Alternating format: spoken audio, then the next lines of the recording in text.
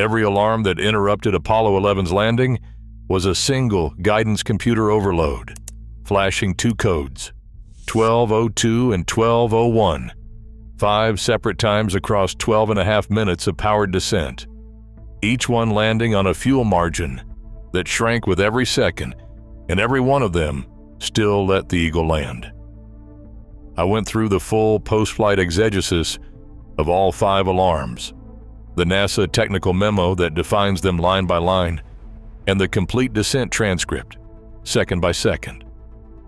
6 miles over the lunar surface, less than 6 minutes into a 12.5-minute burn, the onboard computer guiding the landing flashed a code nobody in the cabin had trained to read, and the cryptic numbers lighting up the monitors in Houston were understood by only a handful of the people in that room. Everyone assumes those alarms meant the computer was failing. But the truth is almost the opposite. The computer was working exactly as designed, shedding the one job that didn't matter to save the one job that did.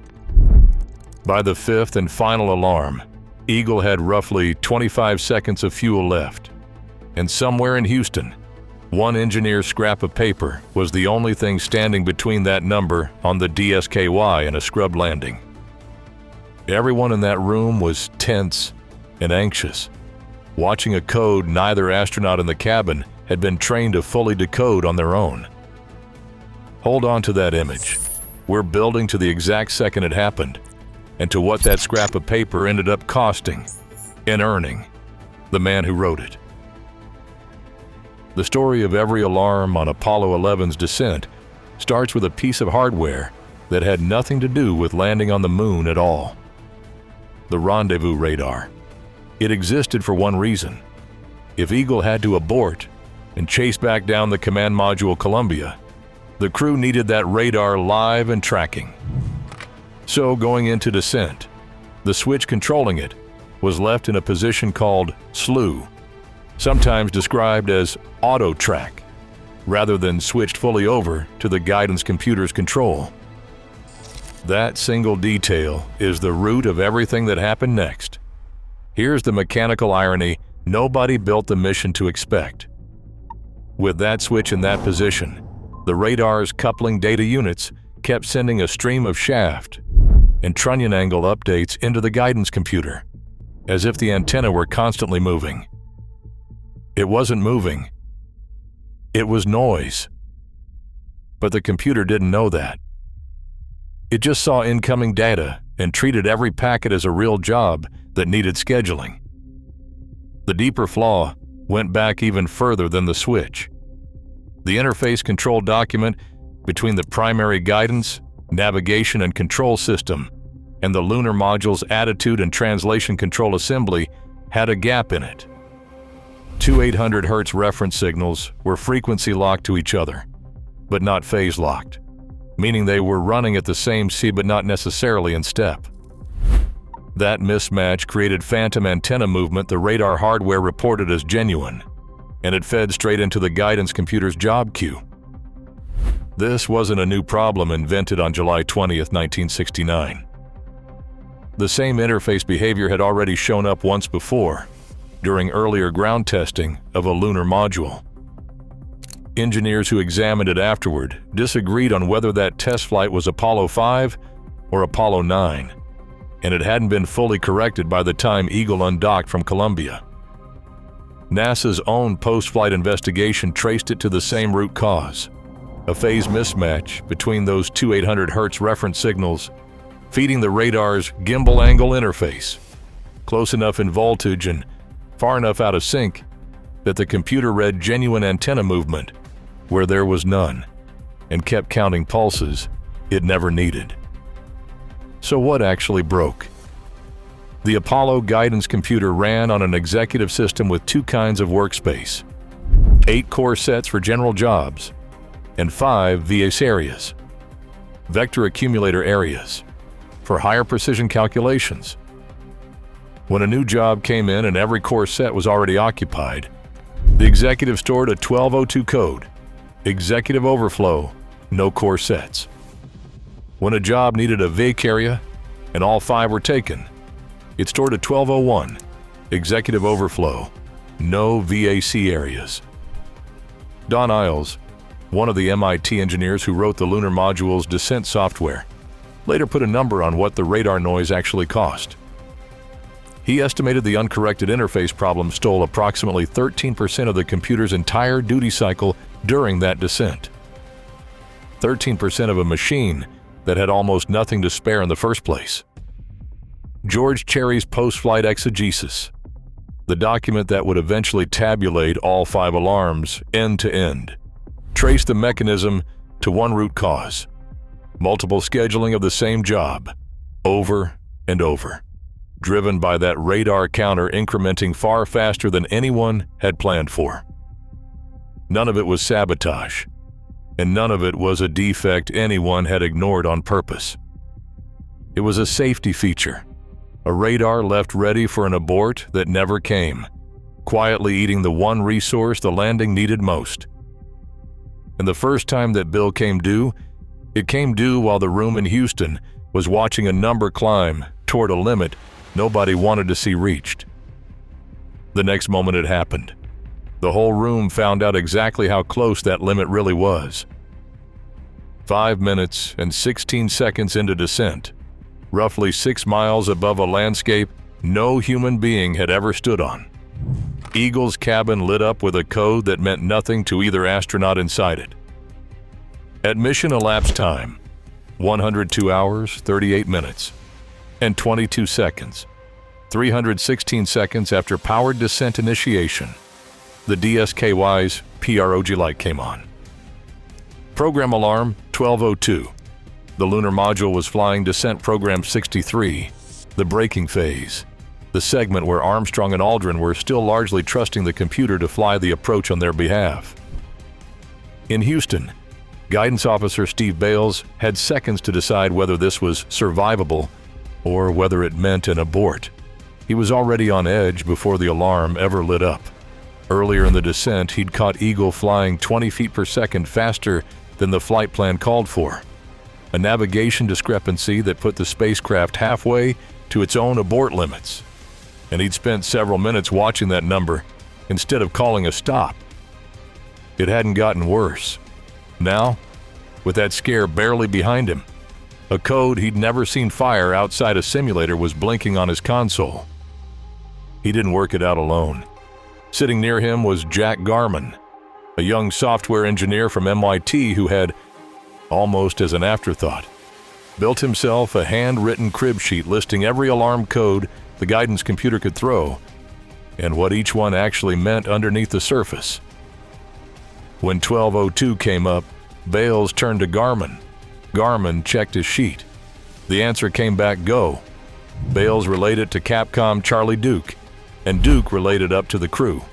The landing would continue. What the alarm actually meant, mechanically, was simple once you understood it. The executive had run out of core sets, all 8 in use, and rather than crash or freeze, it triggered what engineers called a fresh start.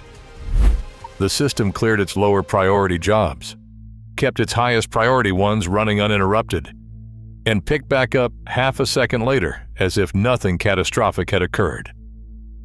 Landing guidance, steering, throttle control, none of that was ever at risk. It was buried radar bookkeeping that got thrown out. Back in Cambridge, Massachusetts, at the MIT Instrumentation Laboratory, the word was already spreading among the engineers who'd written that very executive code. Executive alarm, no core sets. They knew exactly what it meant, because they'd designed the system to survive precisely this kind of overload.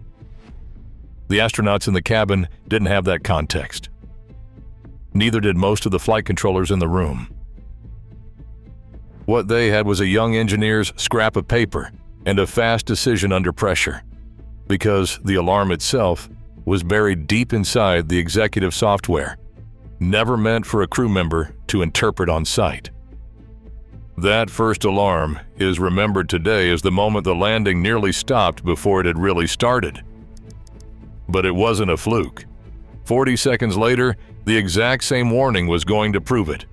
40 seconds after the first alarm cleared, At mission elapsed time 102 hours, 39 minutes, and 2 seconds. It happened again. Same code, same phase of flight. Program 63 still in the braking segment of descent.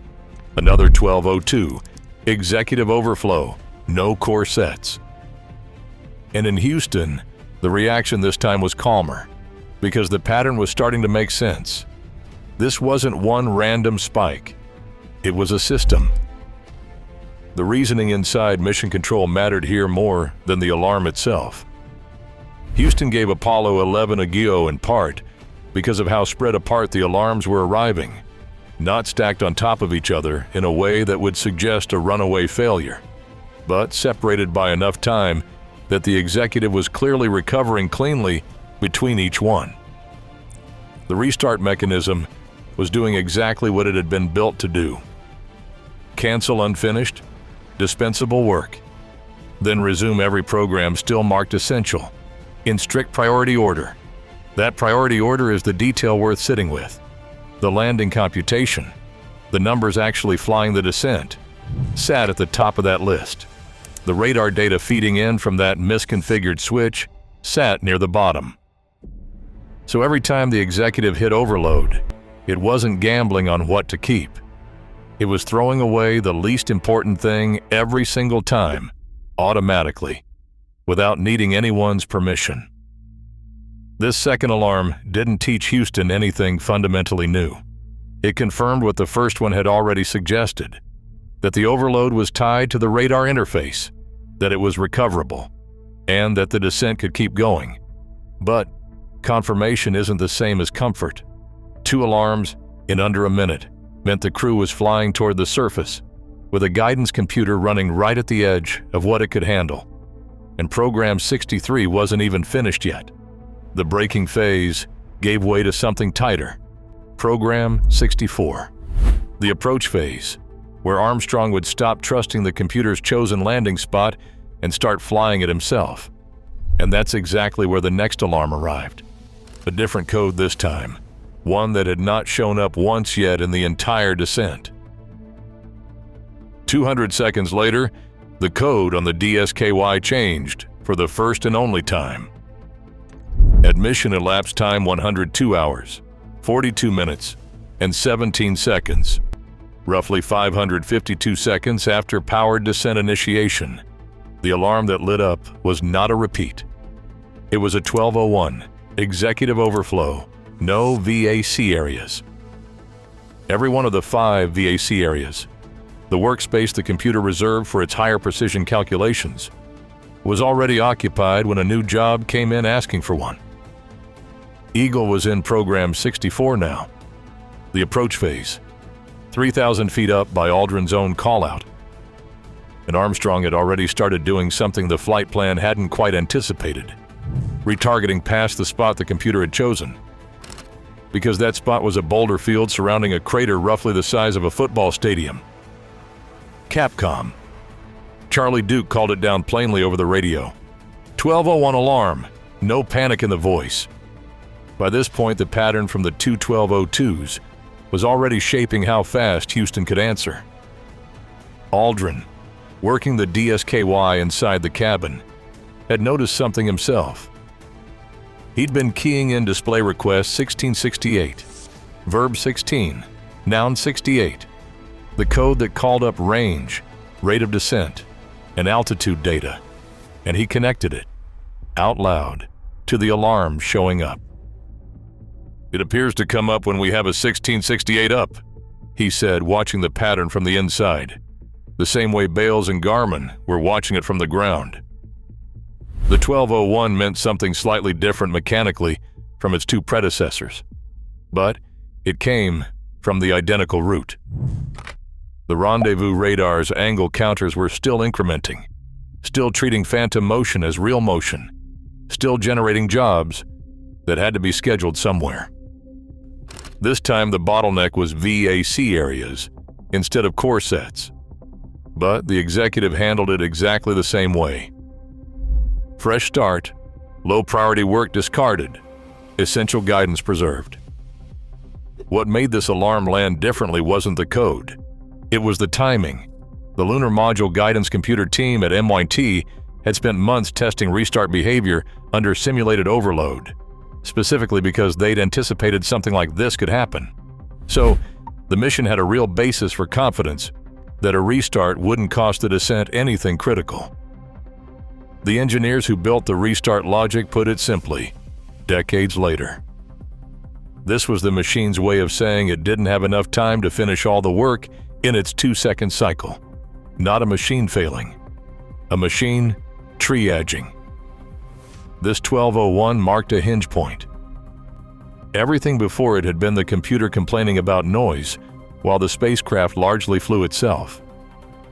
Everything after it was going to happen with Armstrong hand-flying the final approach, past the boulders, toward a landing site nobody back in Houston could see.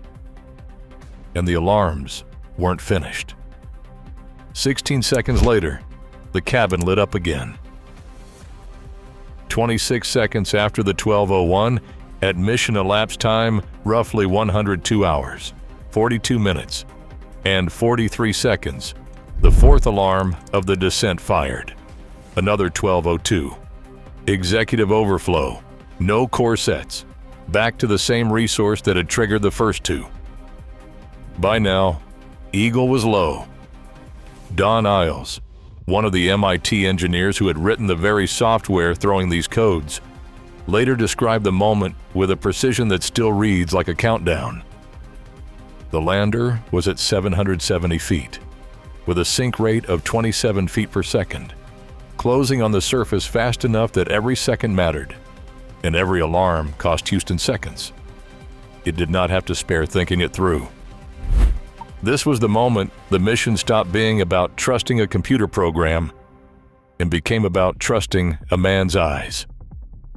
Armstrong had already identified that the automatic targeting was steering Eagle toward that same boulder-strewn crater, and he was flying manually now, extending the approach, hunting for clear ground, with the fuel gauge ticking down in the background the entire time. The fourth alarm arrived directly inside that maneuver, not before it, not after it, but while it was happening. Mechanically, nothing about this alarm was different from the first three. The same radar noise, the same overloaded job queue, the same fresh start clearing away the least essential task and preserving the descent guidance software untouched. George Cherry's post-flight analysis, the document that eventually tabulated all 5 alarms in sequence, attributed each one to the identical cause: multiple scheduling of the same radar-driven job, over and over, because nobody had powered down or reconfigured the switch that was generating it. This alarm, together with the 1201 before it and the final 1202 still to come, arrived inside a burst lasting roughly 42 seconds. 3 alarms crowded into less than a minute of the most demanding flying of the entire mission. What changed wasn't the mechanism, it was the margin. At 770 feet, with a sink rate of 27 feet per second, there was very little room left between the ordinary operation of the guidance computer and the ground. An alarm that had first fired 6 miles up was now happening inside single-digit minutes of fuel remaining, low enough that Armstrong could see individual rocks passing beneath the descent stage. Houston's answer stayed the same as it had every time before. The guidance was still good. The restart had worked. The landing was still a go. 4 alarms down. And the fuel that had been an abstract number on a checklist an hour earlier was now something the entire room in Houston could feel ticking down in real time. 16 seconds later, the 5th and final code lit the DSKY, closer to the ground than any of them had been before. 16 seconds after the 4th alarm, at mission elapsed time 102 hours, 42 minutes, and 58 seconds, 594 seconds after powered descent initiation, the DSKY lit up one final time. 1202, executive overflow, no core sets. The same code that had opened the entire sequence, closing it now, with Eagle below 1,000 feet, and the fuel gauge reading numbers nobody in that room wanted to say out loud. This was the 5th alarm of the descent, and it fired directly into the most dangerous seconds of the entire mission. Picture the cabin in those 16 seconds. Armstrong's left hand is on the attitude controller, his eyes moving between the window and the DSKY, hunting for a stretch of level ground past the boulder field that had already forced him to fly long, past the crater the guidance program had picked for him. Aldrin is calling out altitude and rate figures in the same flat, disciplined cadence he's used through every alarm before this one. Numbers, not commentary, because commentary costs time nobody has. Down in Houston, the fuel counter is closing in on a mark the whole room is trained for and hope never to see reached. Steve Bales is watching 2 displays at once, the guidance data and the fuel data, doing arithmetic that has nothing to do with a training manual anymore. Jack Garman's sheet of paper, the one that has answered every alarm so far, sits folded in front of him. He doesn't need to check it this time, because he already knows what a 5th 1202 means before the code even finishes printing. And then the alarm hits. One more time, exactly when the margin for absorbing bad news is thinnest. Armstrong's voice comes through to Houston, level, almost clipped. It's a 1202, no question mark in how he says it. He already knows what he's reporting because he's heard this code 4 times already in the last 4 minutes. Houston's answer comes back just as fast. The same phrase that had carried the crew through every alarm before it. "We're go on that alarm." Behind that single sentence sits everything that had made every prior alarm survivable. Garman's crib sheet. Bales's fast read, the priority scheduling executive quietly discarding the least important job in its queue for the 5th time in a row without anyone in the cabin needing to understand a line of the code underneath it. Mechanically, this final alarm was identical to the very first one at 316 seconds. Same overflow, same fresh start, same low priority radar job shed, while the descent guidance ran untouched straight through it. But nothing about the moment felt identical. This alarm arrived with Eagle under 1,000 feet. Fuel reserves down to roughly 25 seconds by the time of touchdown, and Armstrong still hunting visually for clear ground, rather than trusting the automatic targeting that had nearly put him down in a boulder field. The alarm didn't cause any of that danger. It simply arrived inside it. One more variable landing on top of a spacecraft, already flying on a matter of seconds. And then it cleared, the way everyone before it had cleared. The executive restarted, resumed its essential work, and kept flying the descent it had never actually stopped flying. Seconds later, a footpad sensor touched lunar soil, and Armstrong cut the engine. The 5th and final program alarm of Apollo 11's descent became, instantly, no longer a crisis, but a detail. One line in a report that hadn't been written yet, about a landing that had just barely succeeded. What that report would say and what it would cost, and earn the men who'd read the codes out loud in real time, was still hours away. Eagle landed, and once the dust from the descent engine settled, literally and administratively, NASA had to explain, on paper, exactly what had almost gone wrong, starting with a number that turned out to be wrong in the best possible way. The fuel reading Mission Control had been watching in those final seconds wasn't accurate. Propellant sloshing against the tank walls in 1/6 gravity had uncovered a low-level sensor earlier than it should have, triggering the warning lamp before the tank was actually as empty as it looked. Later analysis put Eagle's real margin closer to the mid-40-second range, not the number everyone in that room had been staring at. The same kind of system that had spent 12 minutes correctly flagging genuine problems had, in its very last act, flagged a problem that wasn't quite as dire as it appeared. One more instrument doing exactly what it was built to do, and still telling the room something slightly worse than the truth. NASA's post-flight investigation reached a settled conclusion about the 5 alarms themselves. The guidance computer had never lost its footing. It had discarded low-priority radar bookkeeping and kept every navigation, steering and engine control function running without interruption, restart after restart. The fix that followed wasn't a redesign of the executive. It was narrower than that. Computer program interlocks, added to later mission software, tied directly to how the rendezvous radar interfaced with the rest of the system. So the same phantom job could never again eat into the executive's core sets on the way down. Credit for the fact that none of it mattered in the end goes to a piece of engineering that predates the mission by years. Margaret Hamilton's priority scheduling executive, the software architecture running underneath every one of those 5 alarms.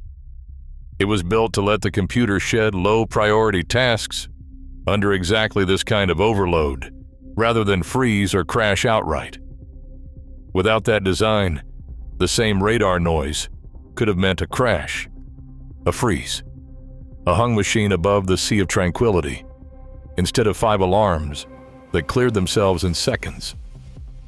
George Cherry's technical exegesis and NASA's own internal memo on the alarms became the definitive record, cited and recited by engineers and historians for years afterward, not because the story needed embellishing, but because the mechanism itself was interesting enough on its own.